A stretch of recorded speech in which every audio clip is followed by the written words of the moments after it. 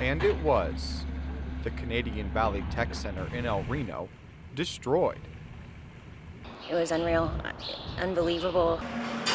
Yet the community rallied behind the tech center, helping them set up shop in an old car dealership. Gayla Lutz is the El Reno campus director. We've made use of every square inch. We put holes in walls so that we could make it like one classroom instead of tearing down a wall. We would just put a window in so that they can see through, so it becomes one large classroom. We had a responsibility to have school on August 15th, and we started school on August 15th. Greg Winters is the superintendent of the Canadian Valley Career Tech District.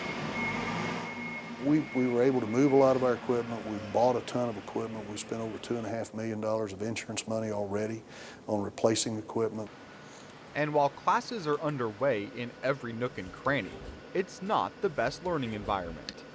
This was the old car dealership showroom.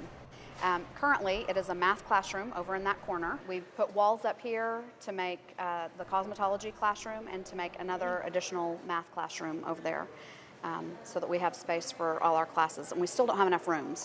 Which is why 63% of voters approved a $12 million bond issue to help rebuild the campus.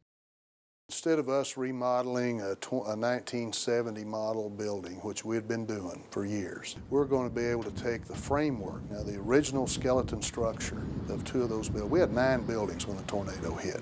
7 of those buildings are completely gone. And so what we're going to be able to do is go in and design a 2015 model technology center using a 1970 skeletal frame.